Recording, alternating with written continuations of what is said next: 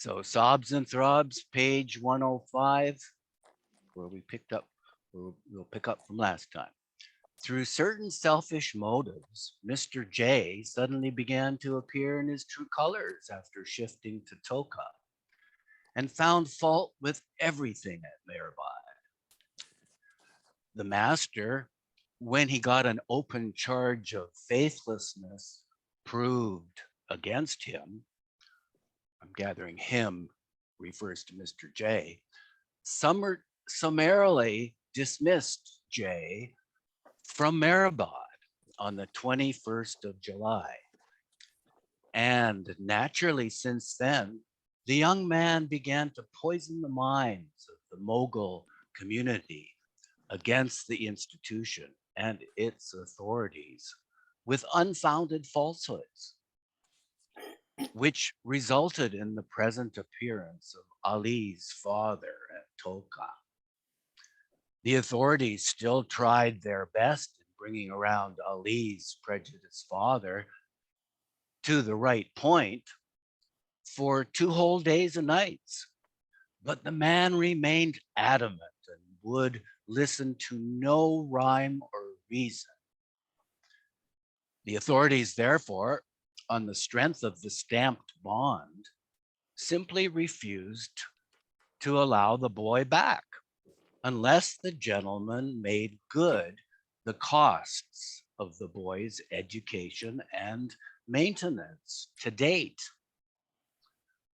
Of course, this demand was not made with the object of really getting the just compensation from the gentleman, but rather to strike home to him the consequences of his hasty conclusions.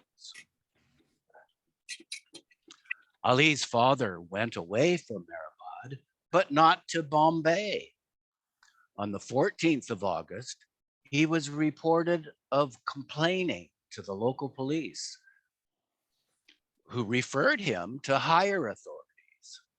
And then for the following few days, Mr. Haji Muhammad remained very busy in trying to bestir the machinery of law into motion in support of his case.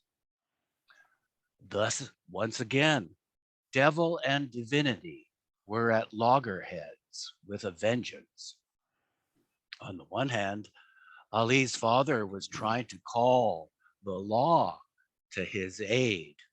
On the other, the master was busy instructing the boys in the law of love. The short period of 5 days during which this happened was very remarkable. The revival of the spiritual atmosphere was again almost at its height. But unlike the last violent manifestation, the present outburst was singularly silent, although no less strong and decided. Instead of the weeping and wailing, the majority of the boys of both the sections of the Mayor Ashram developed a peculiar divine insomnia,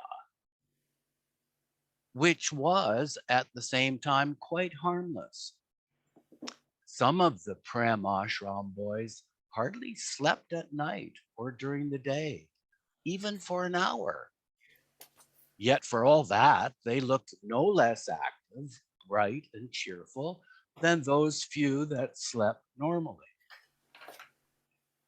From this time onward, for several days, the master had made it a rule to call at the school and, during the recess periods, interview each of the boys reported as keeping awake for meditation, inquiring as to how he fared for the loss of sleep. And after conveying an encouraging word, a pat, or an embrace, would let him go. Besides the inmates of the Prem Ashram, no less than 27 boys in the Mayor Ashram were noticed getting up as early as 2 o'clock one morning. In spite of this serious insomnia, through the master's grace, every one of them was able, in defiance of the law of nature, to discharge his daily duties without a flaw in the school, the dining hall, and on the playground.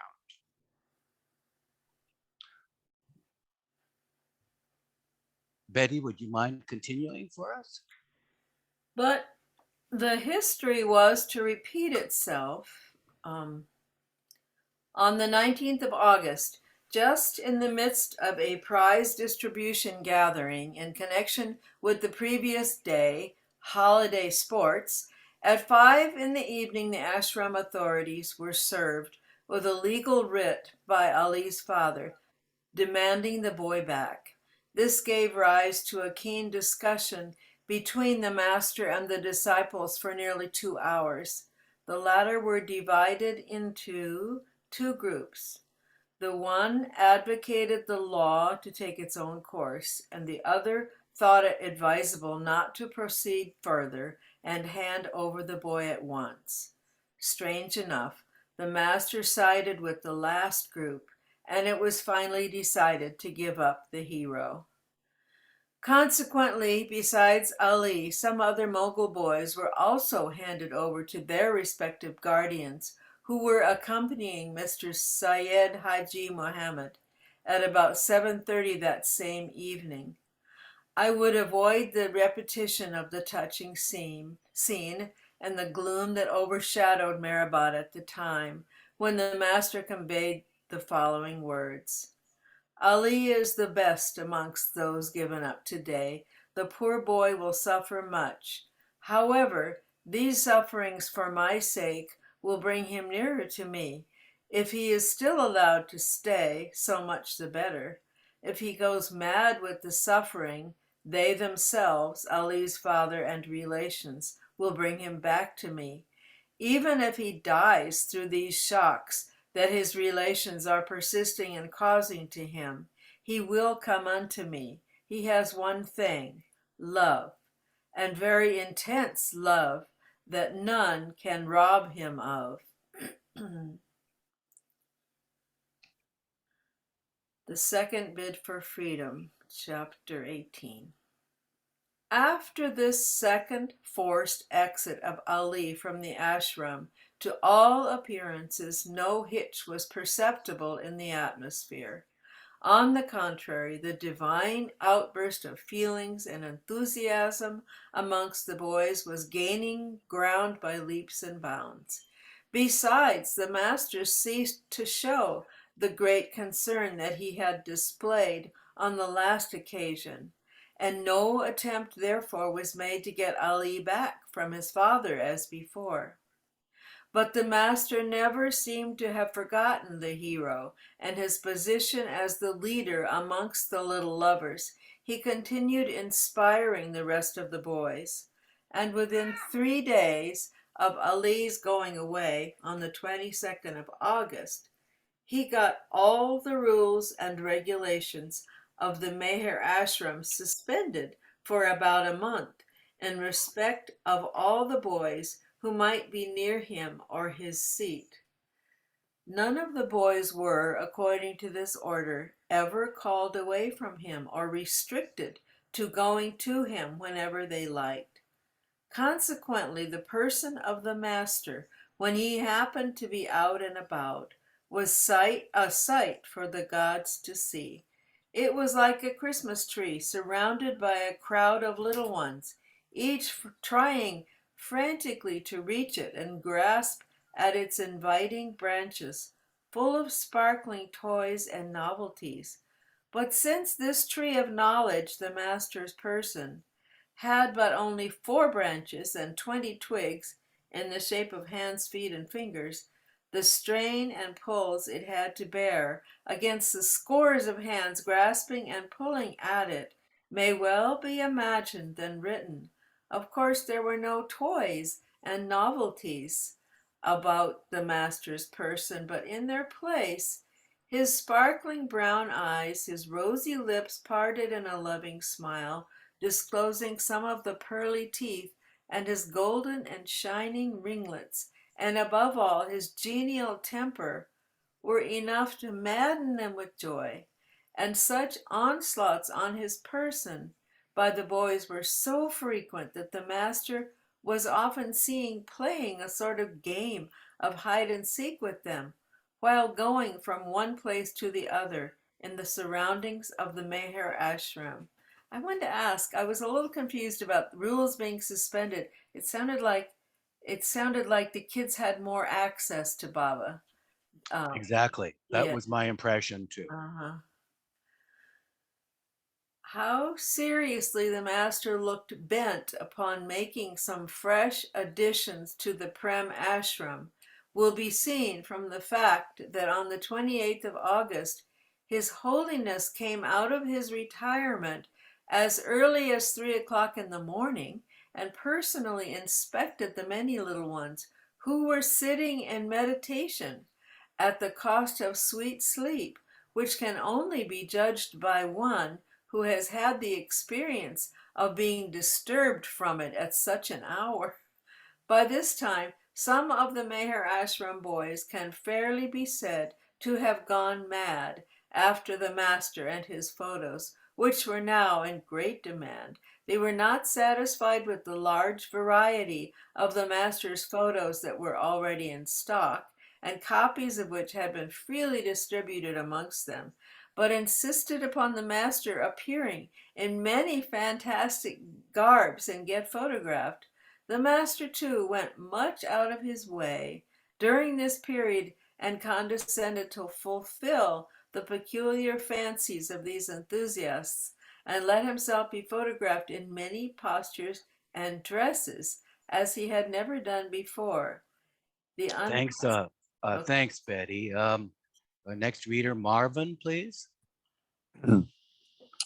The unprecedented extent to which the enthusiasm went will be judged from such surprising event that on the 5th of September, as early as 11 o'clock at night, some of the boys tumbled out of their respective beddings and ran straight to the master's seat. The night watchman and those of the disciples that were still about were simply held spellbound with surprise. But in face of the recent suspension of rules, none could stop the boys from going there and calling out loudly for the master to come out. Those who believe can alone derive the significance of disturbing a kutub or sadguru of the age in this way and at such an hour. The master not only came out, but instead of taking the boys to task, as was expected by some, he patted them and conveyed some reassuring and encouraging words. Though, of course, from that moment, he joined upon them certain rules, which also forbade them to disturb him again in this way. From the 10th of September, the master once again resumed the much expected fasting program and began to remain on a quarter of a cup of milk twice a day. It is time we turn our attention to Ali. Although I am not sure about the date of Ali's second bid for freedom, as when I asked him about it later on, he said, I remember it was about 20 days after they took me away, which nearly coincided with the day on which the master recommended fasting as stated above. On that particular day, Ali was sitting sadly outside his father's tea shop near Ketwadi, Bombay, resting his head on his seething bosom, contemplating his painful situation. It was nearly sunset. Although his father was not there, one of the partners was keeping a watchful eye on the boy, and since Ali had already given a slip last time, his partner was very careful and so far had proved a man not to be easily caught napping. As for all his constant thoughts of an escape, the boy had failed to get an opportunity. A friend of the gentleman who kept watch over Ali happened to call upon him at the moment and began to talk with him. The latter had first proved himself alive to the possibility of his missing Ali in the interesting tete-a-tete as he asked Ali to come in.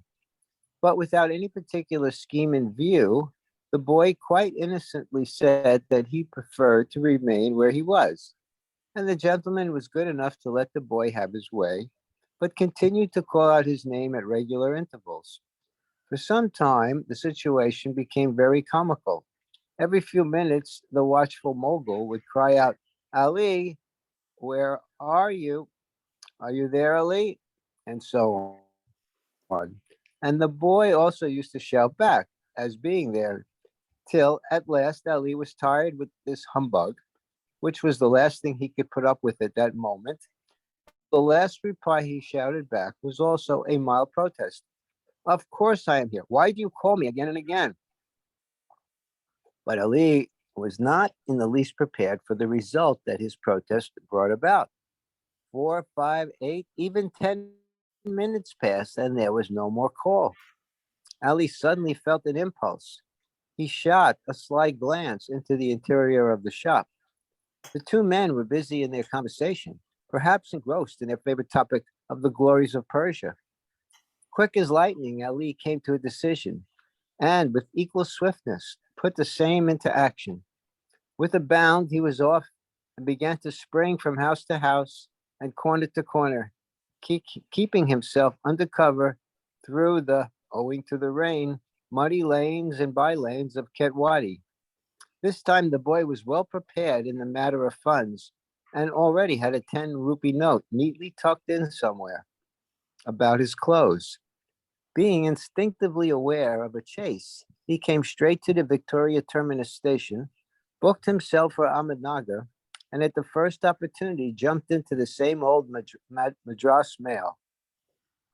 Preoccupied with the thoughts of picking out his pursuers, Ali forgot to keep himself under cover and was sitting prominently by the window of a carriage. In the fever heat of the moment, he missed spotting the person he had dreaded most, and thus failed in the very purpose of his lookout. Somehow, his father happened to come unnoticed by the carriage in which Ali was sitting.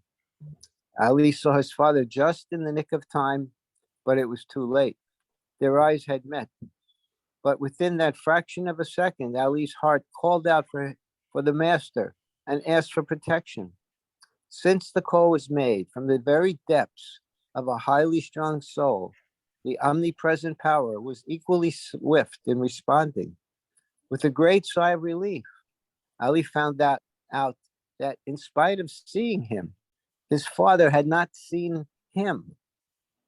The gentleman passed on looking for Ali in other carriages. All right. Thanks. Wow. Thanks, Marvin. Joy, would you continue for us, please?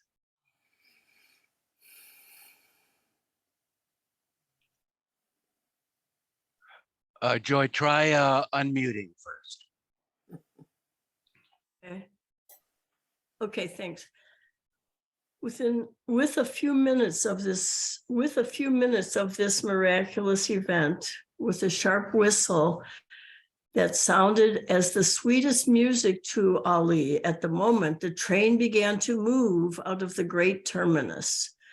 From the moving train, keeping himself well under cover, Ali tried to locate his father and found him again with some other moguls talking excitedly along the receding platform.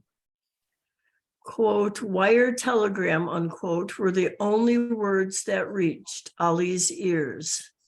He thought that perhaps they still suspected his presence in the train and were thinking of sending telegrams to the authorities for his arrest. Naturally, he expected trouble. Whoops. Yep. Sorry. It's okay.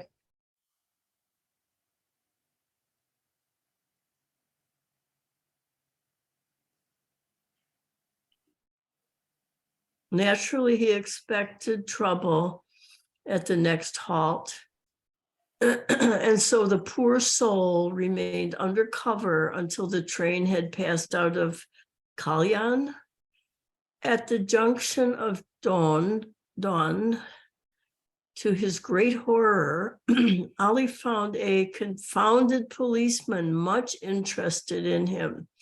Yet somehow the hero succeeded in easing the suspicions of the representative of law and managed to proceed further. Lest the station master at Amanagar might be telegraphed to, the boy took great pains in slipping out of the platform as far as possible unseen and unnoticed, and succeeded in arriving unchallenged at the city motor stand to get a lift in one of the public motor buses that run daily between Amanagar and Dhaka. Forgetting that there are many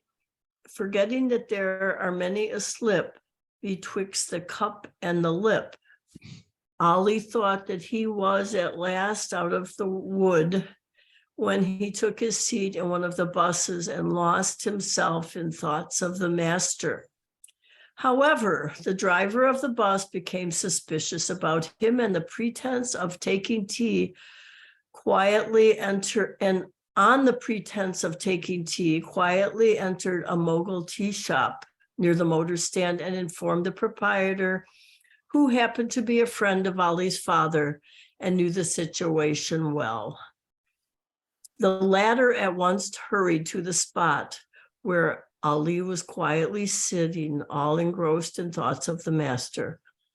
Ali became dumbfounded, motionless, and lost the balance of his mind for some seconds at the sudden sight of the Mogul. The gentleman, of course, gently but firmly caught hold of Ali's sleeve and led him to his shop, where soon after Mr. Haji Mohammed's telegram was received, authorizing the very gentleman to detain Ali until he came over there himself. True to this telegram, Ali's father shortly turned up at Amanagar and took away the poor boy back to Bombay. In the course of a lengthy discussion with a European police officer that the writer had on the day following the one on which Ali was given up, 20th August, as one of the arguments against the hesitation of the Meher Ashram authorities in giving up the boys, the gentleman had said, "Were it not for the section of the Indian Penal Code about illegal confinement, it would have been impossible to revive slavery." He was right in a general sense, but little did he know that this civilized freedom at times proves worse than slavery, as it has done in the case of Ali.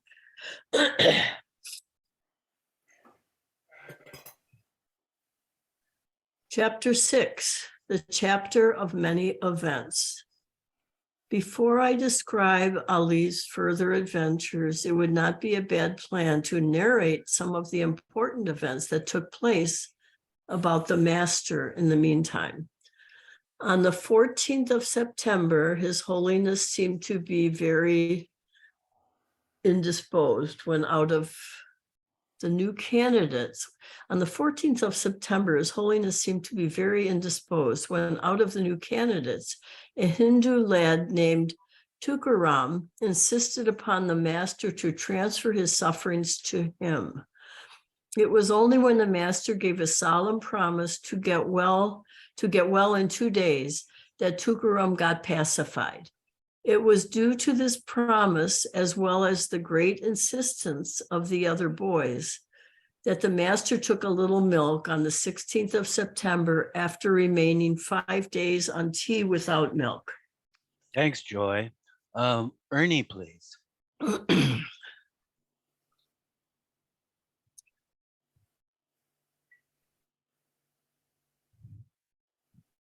As a further example of how deeply the new candidates were affected during the latest outbursts of spirituality amongst them, I would like to narrate the following incident. While passing along the master's seat in Meher Manzil one morning, somewhere during this time, I chanced to find him seated there, surrounded by the boys, and so I went in to pay my usual respects. The first question that the master put to me was, "How does my face look?" "White as usual," I replied. Still, he conveyed, still, he conveyed, "Last night was a terrible one for me. Throughout the night, my temperature was about 105. My limbs have gone limp. The back is all sore. I could not rest even for a second last night. Had you been in my place, you would have dropped your physical body through this suffering and pain." Then, abruptly changing the subject, the master turned to one of the youngest boys there named Pundit and conveyed, "Tell me what you want. God, freedom, paradise, motor car, toys, or anything else that you like the best. This is the right moment. Ask and it will be given to you instantly." Much I have become used to hear lofty sentiments from little lips. I was not prepared for the startling reply that this boy on the right side of my eight, on the right side of 8 gave. "I want your sufferings to cease," was all the little pundit could speak very modestly. Another peculiar incident about the master with which Ali was apprised of through a dream in Bombay, as will be seen later on, was that he remained without his daily bath and change of linen for a period of 18 days, ending 21st of September, 1928. Although the opening ceremony had been gone through as early as the 1st of September, it was the 23rd of that month that the master and the selected boys occupied the second new seat, named Meher Manzil, and the premises of the Prem Ashram adjoining the same respectively, after fresh ceremonies and celebrations. But there is quite a story intermingled with miracles about this occupation. It so happened that about this time, a great scarcity of rainfall was felt all round Toka, to such an extent that, according to the prevailing customs amongst the Hindus, the local villagers in general, and the farmers in particular, indulged in all sorts of ceremonies and rituals, which also included a whole night procession round the town, with all the tom-toms that it could command, but all to no purpose. The atmosphere continued to remain as dry as dust, threatening the farmers with famine. The superintendent of the Mayor Ashram, Mr. Bahram Faradan Arani, one of the chief disciples of the master, in the course of a conversation with the village police Patel on this very question, happened to advise him to approach the master with their prayers for rain. The gentleman at first paid no heed to Mr. Bahram's casual remarks, but probably when all the possible avenues of hope had been fruitlessly exhausted, that he thought the better of it.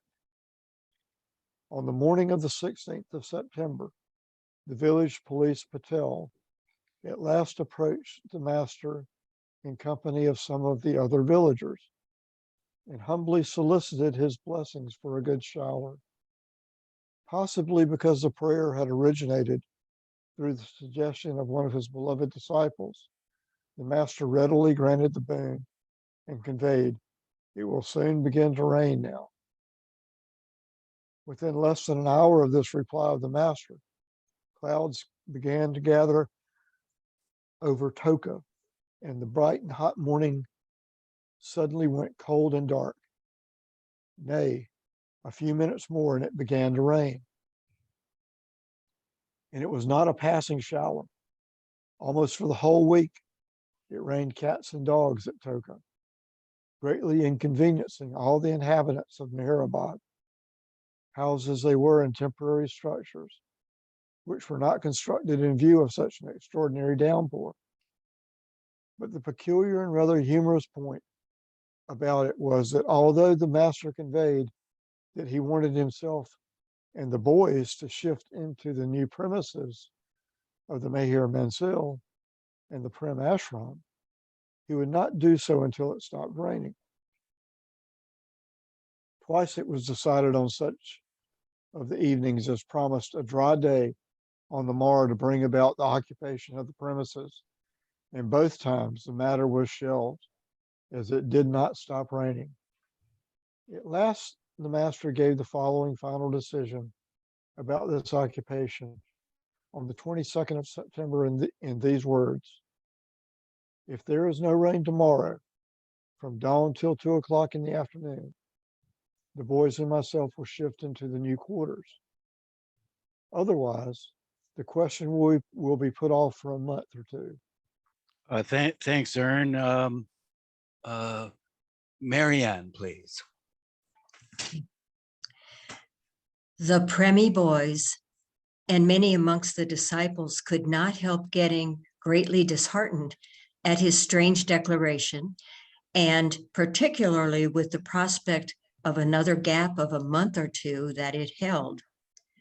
But then the master added, if all of you feel so much about it, pray with heart and soul, and it will not rain tomorrow. The fateful dawn of the 23rd of September came, and there was no rain. Yet the stray black patches of threatening clouds hovering over Toka reminded Mr. Bayram of the Patel's part in the matter, which made him send for Patel. The excessively wet weather had already played havoc with the old Patel's failing health, and although he was laid up with fever and cold, he obeyed the call. Quote, have you had enough water now? End quote, was naturally the first question with which Mr. Bayram greeted the sick man, who acknowledged in no uncertain terms the bountiful blessing of the master and added, quote, but to take full advantage of this blessing in our fields, the rain must stop now. Quote, this is just what we want, said Mr. Bayram. And so I suggest that you should again present yourself for the master's service and appeal to him to get the rains stopped, end quote. The Patel readily fell in with this advice, but while requesting the master for the stoppage, he was found to be very hesitating lest the monsoon may completely terminate there and then, and so was careful enough in asking, quote, we would please like to have a dry atmosphere now, but of course it must rain again after a week or so for some days, end quote. The master smiled, probably at his guarded prayer, and was pleased to convey, quote, it will stop raining now, and you will also get some more showers after a week as desired by you, end quote. And just according to these words, not a single drop fell that day till 2 o'clock, with the result of the occupation of the Meher Manzil and the new Prem Ashram already mentioned.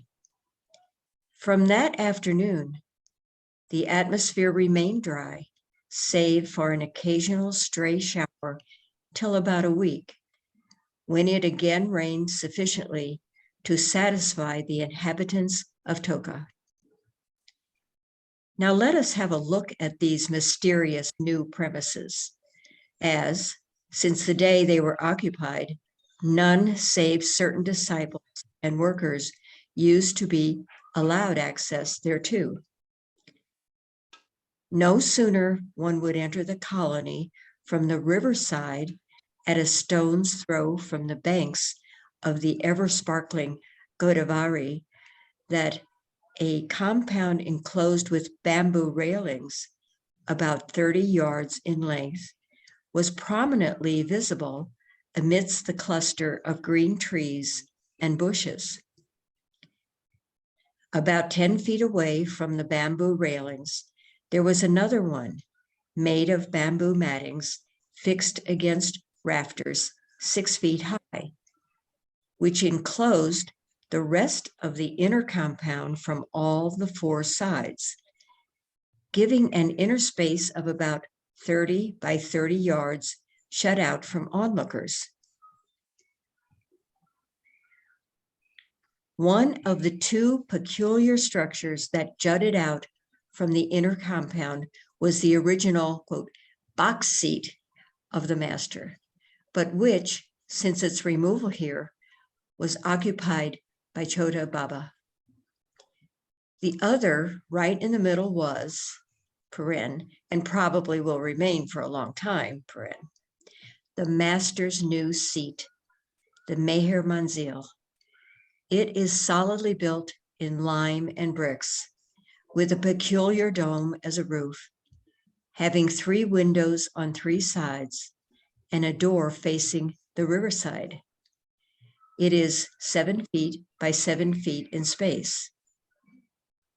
In the inner compound, on the eastern boundary, was the Prem Ashram quarter, divided into 32 rooms, each 7 feet by 4, with 3 feet passage in the middle. On the western side was the master's inner seat, made of bamboo matting, adjoining a special dhuni. The rest of the well-paved space used to provide the playground and open-air meeting place for the inmates. 6 days after the occupation of the Prem Ashram, a letter was received from Ali in Persian, a translation of which is reproduced here. Bombay, 24th September, 1928. Respected Kakushru, it will be coming in the next 3 or 4 weeks, but will not take the Nagar line, as the people there, as well as the police, know me. But if I come within 2 weeks, we'll take the Aurangabad line, that is via Manmad and not Dond. But I will never take the Nagar route, or I may go to Upper India.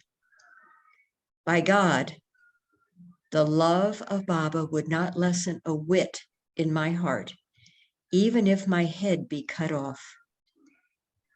If opportunity presents itself, I would surely come, as you will see. Either I will take poison or will come to Baba.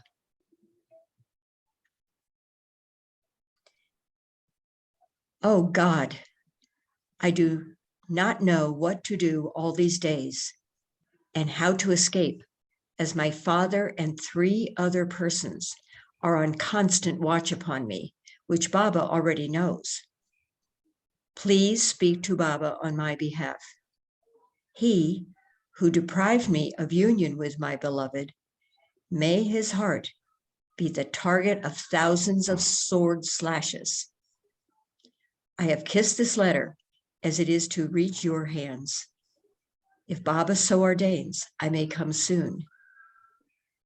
At present, this humble servant is staying near Paidouni behind the chowki. Thanks, Miriam. Anne Elizabeth, could you continue for us, please? Sure. At present, this humble servant is, oh, you've already read that. The letter speaks for itself and needs no comments. One more was received from Ali previous to his second bid for freedom, but is untraceable. The main gist of it was a pathetic appeal to the master, inviting a swift death either for himself or his father as the only way out of his sufferings. Just to provide a fresh example of how on flimsy grounds, though in good faith, these moguls have been causing so much pain and privations to their own kith and kin, Another little hero of the Meher Ashram is introduced here. It will be remembered that on the day Ali was taken away on the strength of a legal writ, some others had also been given up. One of them, Abdul Wahab, aged about 12, had returned long since to Toka after passing through many painful privations for his small age. The same day that the letter from Ali was received, 29th of September, the brother of the boy turned up once again and took poor little Abdul Wahab away the second time. However, he could not help remarking, "Personally, I like the boy to remain here, but I cannot bear the taunts and remarks of my co-religionists against me on that account." End quote. Within 2 or 3 days, Abdul Wahab's brother came again to Toka to the great surprise of the ashram authorities and began to demand him. It transpired then that the plucky little boy had once again given the slip to his brother the very day they had reached Bombay, but he, the boy, had so far not returned to Toka. In order to convince the gentleman the truth of the situation, the authorities suggested to him to stay till such time that the boy returned, when he could take him back. But perseverance of the boy was too much for his brother's prejudices, and he went away saying, "You keep the boy now when he returns and inform me about it." And lo, the very next day, Master Abdul Wahab returned to Toka all smiles. A telegram was at once sent to his brother, apprising him of the boy's return, when in reply the authorities received this letter in broken English from him. Bombay, 9th October, 1928. Dear Sir, I am in receipt of your telegram. I became very glad when I knew that my brother is there with you. At present, keep him with you and teach some education. Kindly inform me about his knowledge, health, and how he is getting on now at your earliest convenience. I will send his clothes by parcel, which please tell him. Give my best compliments to Mr. Kaikushru Sahab, to my brother and all. I am, dear sir, your most obedient servant. I don't know what SD means. Signed. Signed. Oh, okay. Signed, Ali Akbar. The chapter of many events continues. Now that Abdul Wahab had prominently crept into the story, it is but meet that I should describe at least some adventures regarding his latest bid for freedom. But in doing so, I will restrict myself to the description I had from his own lips, less comments, to make it as brief as possible. He said, quote, "After we reached Bombay, perhaps in order to tempt me in forgetting all about Baba, my brother bought me a fountain pen, a pair of fancy eyeglasses, a toothbrush, a belt, a pencil sharpener, and other odds and ends in the evening. While going home, my brother suddenly remembered to buy some salt. Leaving me standing opposite a pan shop, he went to a grocer's shop nearby. Shouting behind my back that I was going to get a whistle, I began to run from one lane to the other, with which the nail bazaar locality is so full of, with my brother's vain protests ringing in my ears, asking me not to go. In the excitement of the moment, I came face to face with some members of my community who knew me well, but I managed to give them the slip by hiding myself in a gutter. Then I came to Victoria Terminus, but through fear of being traced out, I could not think clearly as to what to do next. However, I slipped into a local train and came to Baikula. From there, I again went to the terminus. Then from there, once again, I came to Baikula. This time I went to the third-class booking office, and unintentionally, the word Nasik escaped my lips in reply to the clerk's inquiry as to what ticket I wanted. Quite automatically, I was hustled onto a platform where someone told me in reply to my inquiry, "This is the train for Nasik." I got into this train and really found it was bound for Nasik and beyond. I got down at Nasik and began to walk about in a certain direction without any idea of going to Toka, but simply to avoid being traced by brother. After walking some miles, I came across a motor bus and requested a lift to the next village. The driver asked 8 annas, but eventually I settled with him for 6 annas and thus came to the village, name not remembered. There was a hill with some buildings on the top near this village. I thought it was near Ahmednagar and that perhaps this may be the site of old Mirabad. So I began to climb it. However, I soon found out my mistake. The hill proved very steep and full of holes and cavities that frightened me, while the building at the top turned out to be only a Hindu temple. I retraced my steps, but while coming down, it began to rain heavily. I got drenched to the skin, and in the hurry to get under cover, I began to run towards the same village. But I soon found myself in a bush full of thorns. In spite of my best attempts, my soles got pierced by many of the thorns there until I encountered a farmer who was good enough to lead me to the main road. After reaching the village, I took stock of my cash and found that I had only 10 annas left. Out of these, I bought parched rice and grain worth 2 PC? How do you say that? I would think pice. Paisa or paisa. Paisa, that sounds right, paisa. And thus appeasing my hunger a bit, I came to Nasik in a motor bus, paying 8 annas for the lift.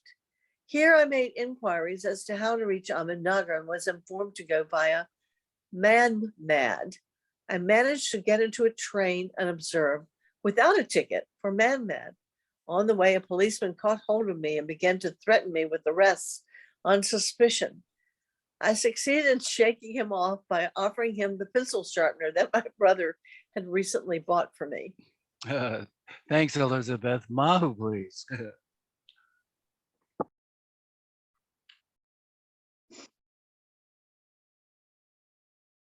Okay. The chapter of many lights. From Manmad, I began to walk along the railway line towards Ahmednagar and reached the station of Ankai on foot. Here I was puzzled as to which line to follow, since one is also going towards Aurangabad from this station. Somehow, after making myself sure that I was on the right track, I proceeded from Ankai and walked a distance of about 3 miles. Here my physic failed me. The 2 pies worth of rice and gram that I had taken during these 24 hours were not enough to stop me from feeling very hungry and run down. I could not help dropping down there and then, dropping down there and then, and going to sleep along the railway lines. The rush and rumble of passing train, however, awakened me soon, and food was the only thing I began to yearn for now. So I retraced my steps once again towards the station of Ankai.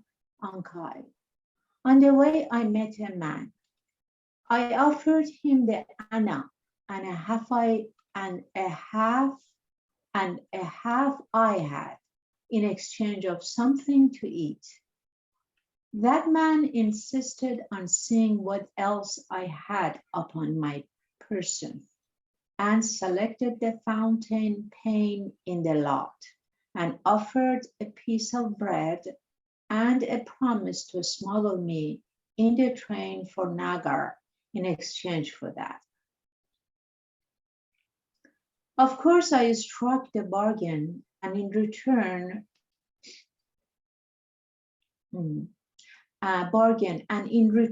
for that blessed pen, got bread and a little chutney, which I devoured greedily.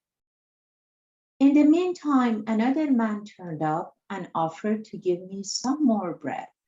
And when I fell in with his suggestion, the first man again joined us and advised me to present the eyeglasses I still had with me to the former.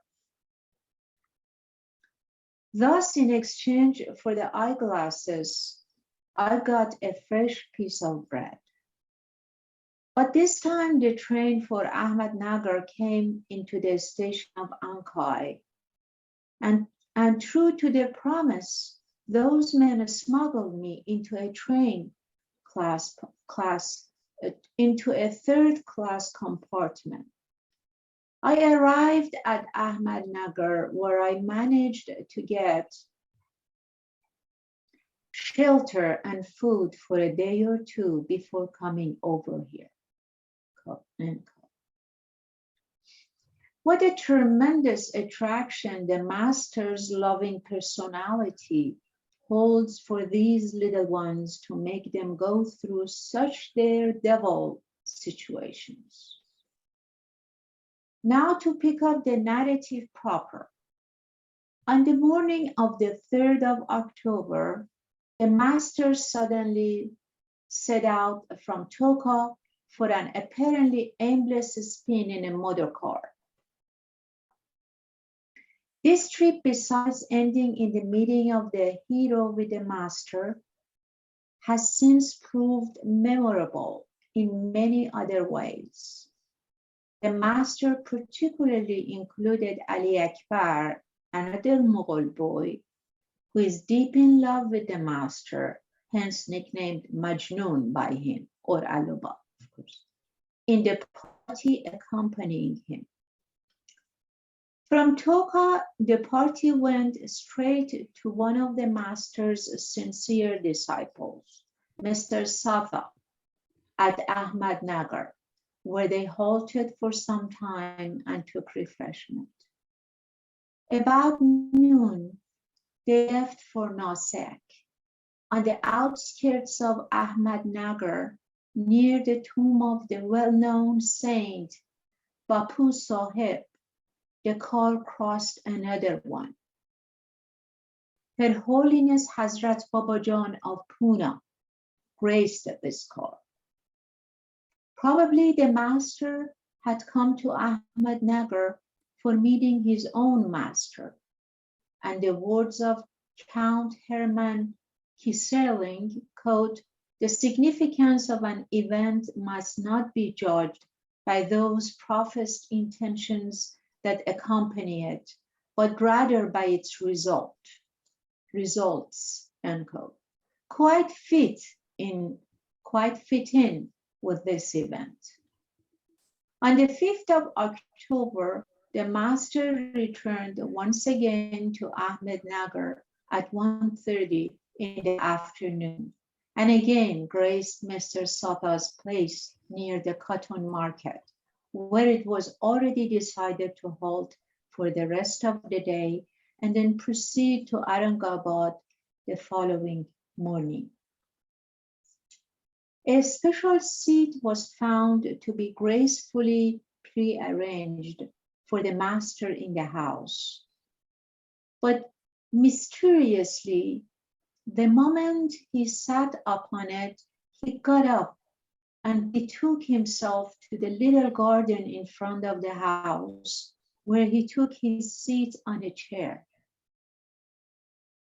In a second, the mystery got automatically unraveled.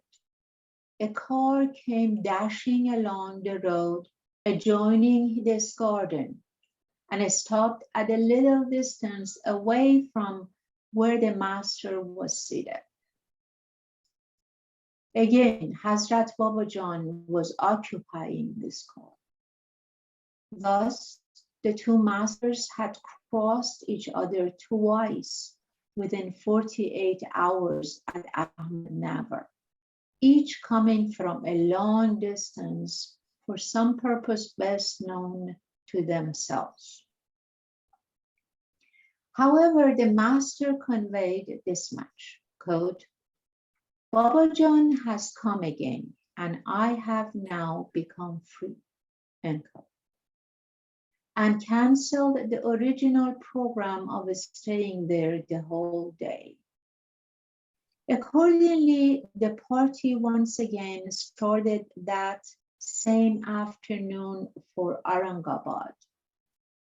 It was nearly dusk when they crossed the river Godavari and entered HEM, the Nizam's dominion, and stopped there within a distance of a mile from Mehrabad. Here the master instructed Ali Akbar, the Majnun, to retire, and then sent for Chata Baba and Mr. S.A. Abbas Khag, one of his deeply devoted Muslim disciples. But accompanying their pair, there came the least thought of the most welcome person. It was none else but Ali, the hero. Thanks, Mahu. So we'll pick it up next week at this chapter 20. Love triumphs again.